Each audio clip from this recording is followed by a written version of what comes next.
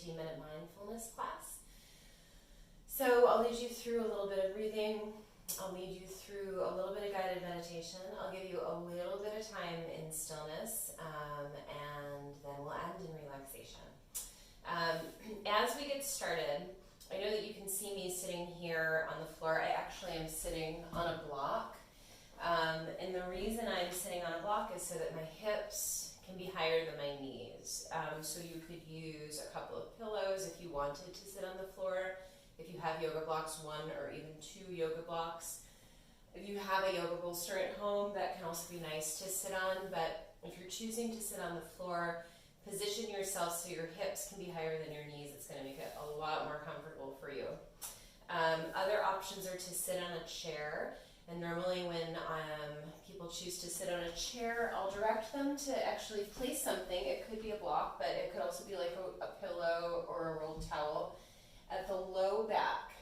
So picture the chair is behind me. My legs are probably not going to look like this in a chair. Otherwise, you would just sit on the floor.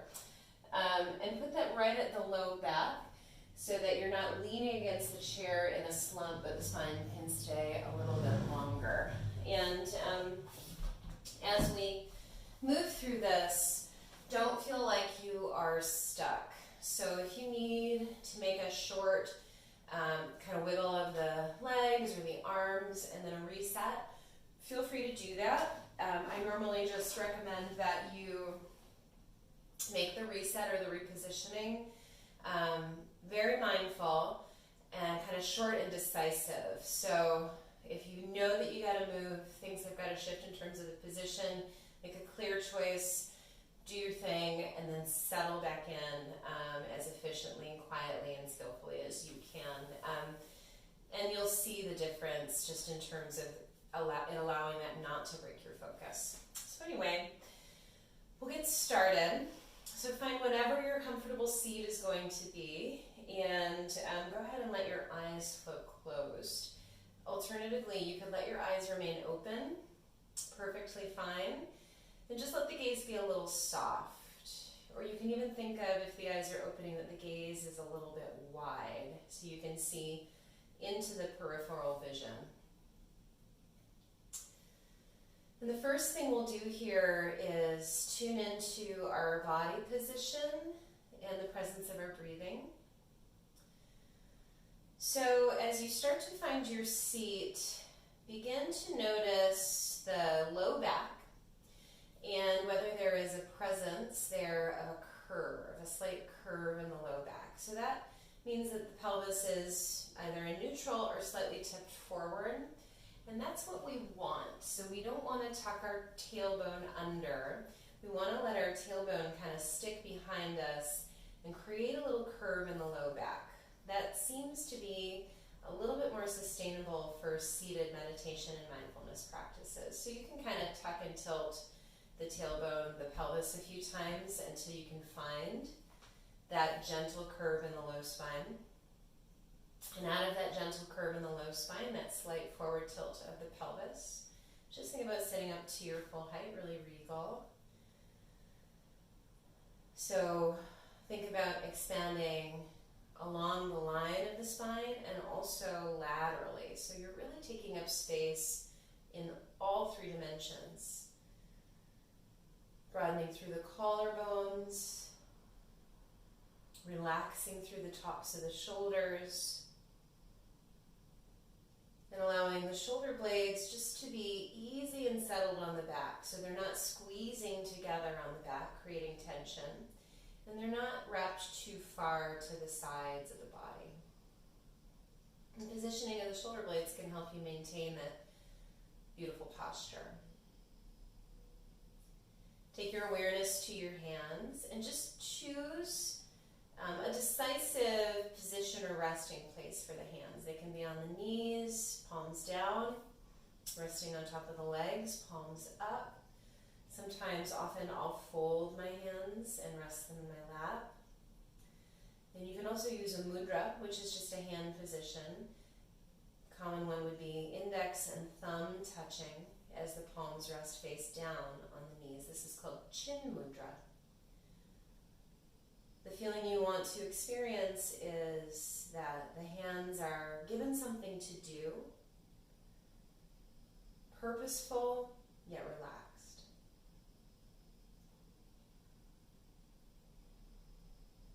See if you can take a moment to iron out the wrinkles in the brow, perhaps, to release and relax a bit through the jaw.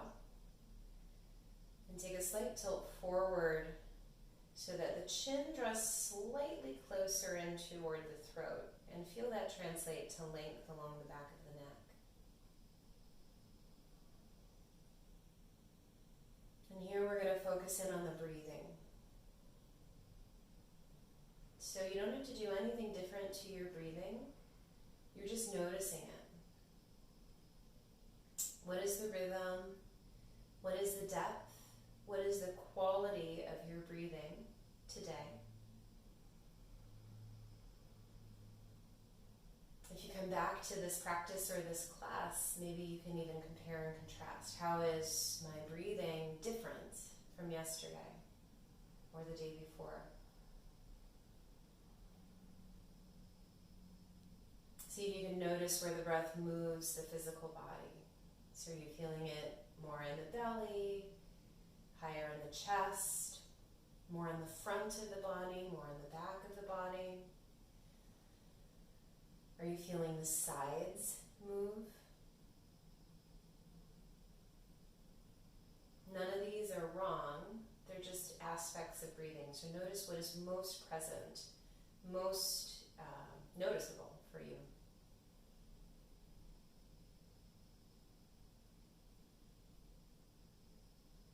Then start to focus in on the feeling of the breath moving in and out through the nose. And as much as you can, you want to utilize nose breathing. If you need to breathe through the mouth because you're a little congested, totally fine. Think about what the sensation of the air moving in and out of the nose is. This is this really beautiful point of connection between what's happening inside ourselves and what's happening around ourselves, and that beautiful give and take that we experience. Nourishing ourselves and nourishing the environment around us. So just take a moment to feel that exchange.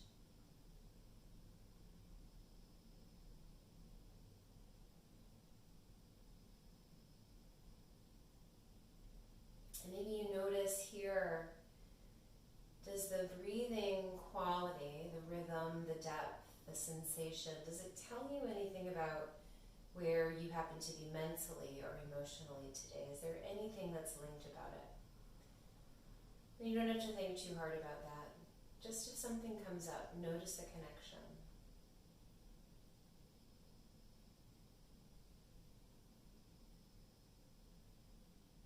And let's start to turn the attention a little bit more closely to the state of the mind or the thoughts that are present. And use that same lens of stepping a little closer to experience them that we just did with the breathing. So we don't have to control our thoughts, but we don't need to let them pull us anywhere we don't want to go. So we can step in a little closer and really see, what am I thinking about? What's the pattern of my thinking? What's the pace of my thinking?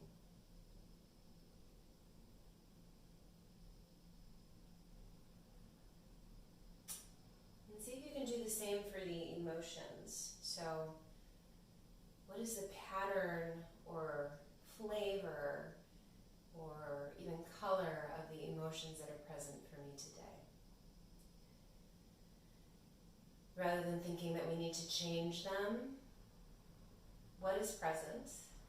And can you take a step a little bit closer, just experiencing everything. It's one of the catchphrases of a beginning mindfulness practice. Not controlling, not quieting, experiencing everything.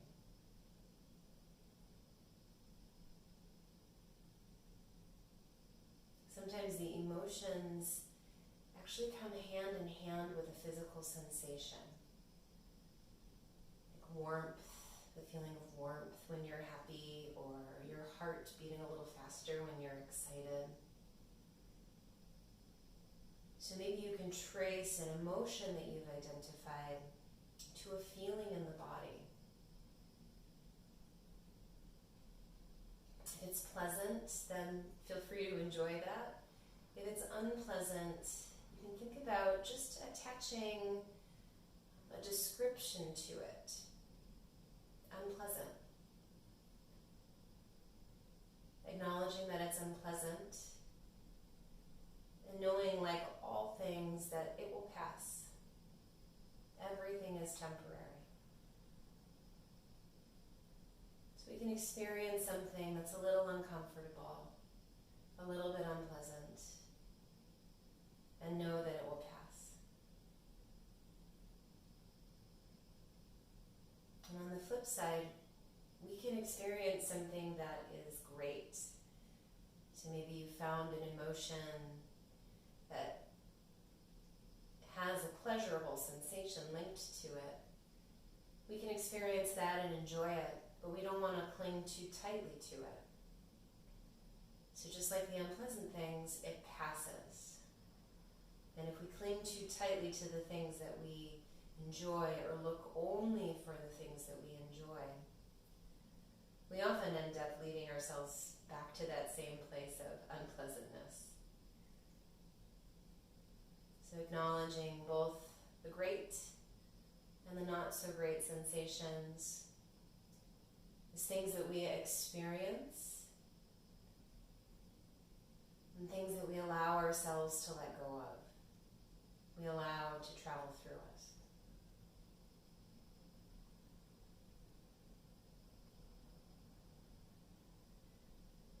Now is a great moment if you need to make a short shift in your positioning and then come back to a quiet place. I'll give you a few quiet moments where you're just keying into these sensations that I've led you through. Imagining taking a step closer to experience them. If it's helpful, you can attach this idea of a label or a tone to what you're experiencing: positive, pleasurable, negative, unpleasant, or neutral, something in between.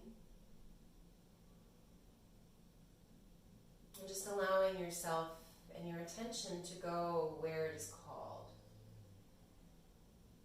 And if it isn't called to any particular place, come back to just feeling the breath, like we did before, feeling the breath within the body, feeling the breath in that interchange between outer space and inner space.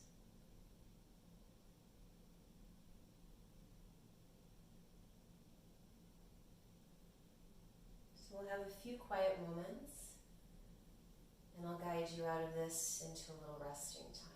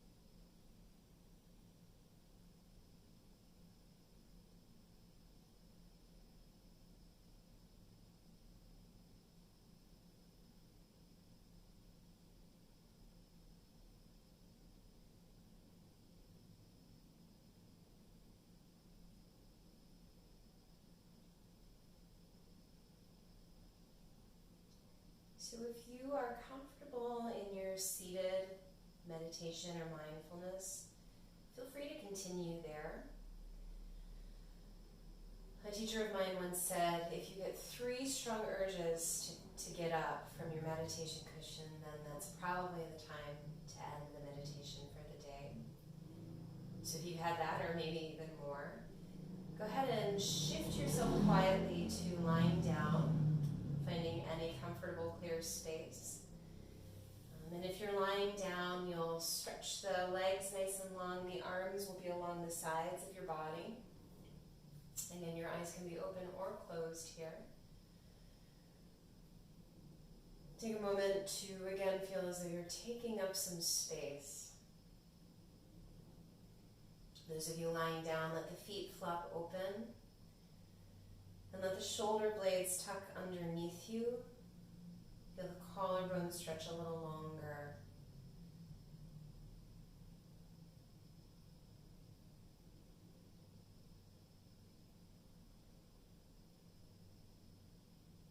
So there's a phrase in Buddhist teaching called the lion's gaze. And it's not really an actual gaze at something. But the story is that the difference between a dog and a lion is that if a man throws a stick at a dog, the dog will chase the stick. And if a man throws a stick at a lion, the lion will chase the person who threw the stick. So what that means is that we can choose to follow our thoughts, right? The stick is our thoughts. We can choose to be drawn off our center and chase after them. Or we can choose to take a step closer beyond the thoughts to the person that's kind of sending those thoughts. This idea that mindfulness is really about stepping closer and experiencing,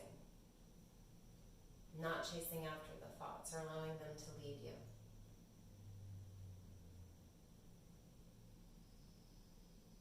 So in these last few quiet moments, perhaps you can cultivate that sense of the lion's gaze.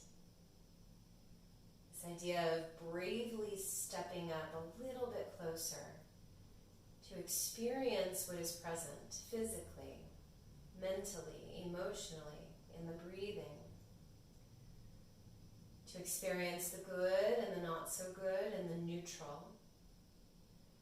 And not allow those sensations to pull us away from the essential nature of who we are.